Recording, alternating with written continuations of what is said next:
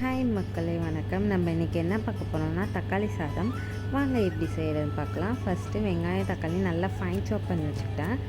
அதுக்கப்புறம் கருவேப்பிலை பச்சை மிளகாய் வந்து ரெண்டாக கீறி வச்சுட்டு ஃபஸ்ட்டு ஒரு குக்கரில் வந்து எண்ணெய் நெய் வந்து ஊற்றி அதில் பட்டை கிராம்பு அப்படியே இது போட்டு பொரிஞ்சதுக்கப்புறம் வெங்காயம் கருவேப்பிலை கீறி வச்சுருக்க பச்சை மிளகாய் இதை போட்டு நல்லா வணக்கணும். அந்த வெங்காயம் வந்து நல்லா எண்ணெயில் வந்து வணங்கிட்டதுக்கப்புறம் அது வந்து கண்ணாடி பதத்துக்கு வரும். அந்த டைமில் வந்து நம்ம இஞ்சி பூண்டு பேஸ்ட் வந்து ஆட் பண்ண போகிறோம். இஞ்சி பூண்டு பேஸ்ட் வந்து நம்ம ஆல்ரெடி அரைச்சி வச்சுருக்கிறத வந்து ஆட் பண்ணிவிட்டு அது நல்லா வணக்கிக்கிட்டே இருக்கணும். ஏன்னா அது அடியில் பிடிக்கும். ஸோ அது கைவிடாமல் நம்ம நல்லா வணக்கணும். அதோட அரோமா எல்லாமே மிக்ஸ் ஆகணும். அது மிக்ஸ் ஆகி அந்த பச்சை ஸ்மெல்லாம் போனதுக்கப்புறம் நம்ம ஹீரோவை ஆட் பண்ண போகிறோம். அதுதாங்க தக்காளி. ஏன்னா நம்ம தக்காளி சாதம் தானே செய்ய போகிறோம். தக்காளி ஆட் பண்ணி அதை நல்லா கிண்டிகிட்டே இருக்கணும். கிண்டி விட்டுட்டு ஒரு 2 மினிட்ஸ் விட்டு அதுக்கப்புறம் திருப்பி நல்லா அதை மசச்சு விடணும். மசச்சு விட்டு இந்த டைமில் வந்து நம்ம தயிர் ஆட் பண்ண போகிறோம். தயிர் வந்து உங்களுக்கு புளிப்புக்கு தகுந்த மாதிரி ஆட் பண்ணிக்கோங்க. ஆல்ரெடி நம்ம தக்காளி வந்து கொஞ்சம் எக்ஸஸாக தானே போடுறோம். ஸோ தயிர் வந்து நான் 2 ஸ்பூன் போட்டேன். நீங்கள் எந்த அளவுக்கு புளிப்பு சேர்த்துப்பீங்களோ அந்த அளவுக்கு தயிர் ஆட் பண்ணிக்கோங்க. நல்லா ஆட் பண்ணி அதையும் நல்லா கிளறிட்டுக்கணும். கிளறி விட்டுட்டு இந்த டைமில் வந்து மஞ்சத்தூள் ஆட் பண்ணணும். மஞ்சத்தூள் வந்து கொஞ்சமாக ஆட் பண்ணால் போதும்.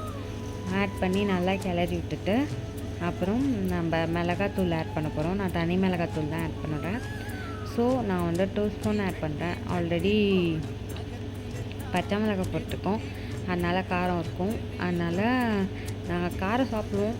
அதுக்கு தகுந்த மாதிரி நீங்களும் எப்படி சாப்பிடுவீங்களோ அதுக்கு தகுந்த மாதிரி ஆட் பண்ணிக்கோங்க.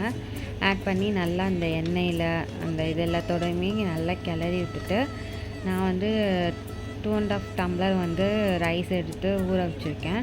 அதுக்கு தகுந்த மாதிரி நான் 5 டம்ளர் வந்து தண்ணி ஊற்றிக்கிட்டேன்.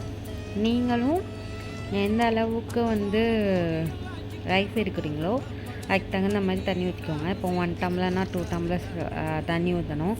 எப்பயுமே பிரியாணியாக இருந்தாலும் சரி தக்காளி சாதமாக இருந்தாலும் சரி நம்ம கொஞ்சம் தண்ணியை கம்மி பண்ணி வச்சா தான் குலையாமல் இருக்கும். இந்த டைமில் வந்து உப்பு ஆட் பண்ணிவிட்டு அரிசியை ஆட் பண்ணி நம்ம அந்த எப்படின்னா கொஞ்சோண்டு டேஸ்ட் பார்த்துக்கணும். உப்பு பத்தலைன்னா போட்டுக்கலாம்ல. ஸோ டேஸ்ட் பார்த்துட்டு மூடி வச்சிடணும் ரைட்டாக. அண்டு நான் இதுக்கு தகுந்த மாதிரி அது கத்திரிக்காய் அண்டு உருளைக்கிழங்கு பொரியல் செஞ்சேன். எண்ணெய் ஊற்றி தாளிச்சதுக்கப்புறம் கத்திரிக்காய் அண்ட் உருளைக்கிழங்கு போட்டு நல்லா கிளறி விட்டுட்டு உப்பு மஞ்சள்தூள் இதை போட்டு நல்லா கிளறி விட்டு அது அரை வேக்காடு வந்தோடனே மிளகாத்தூள் போட்டு நல்லா கிளறணும். சிம்பிளான ஒரு ரெசிபி தான். ஆனால் இந்த ரைஸ்க்கு இது கொஞ்சம் ஆப்டாக இருக்கும். ஸோ இதை ட்ரை பண்ணேன். என் ஹஸ்பண்டுக்கு இது ரொம்ப பிடிக்கும்.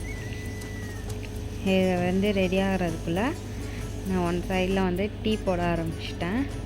இந்த ஊர்லலாம் பால் இந்த மாதிரி இதில் தான் கிடைக்கும். நம்ம ஊர் மாதிரி பேக்கெட் பால்லாம் கிடையாது இங்கே. இதை நல்லா வந்து ரெடி ஆகிறதுக்குள்ளே ஒன் சைடில் வந்து பால் வந்து நல்லா கொதிக்க வச்சு டீத்தூள் போட்டு நாங்கள் வந்து நாட்டு சக்கரை தான் யூஸ் பண்ணுறோம். ஒயிட் சுகர் யூஸ் பண்ணுறதில்ல.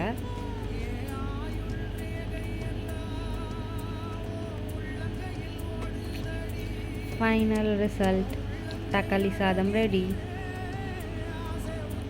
தக்காளி சாதம் ரைத்தா அண்ட் பொரியல். வீடியோ பிடிச்சிருந்தால் லைக் பண்ணுங்கள், சப்ஸ்கிரைப் பண்ணுங்கள். தேங்க்ஸ் ஃபார் வாட்சிங்.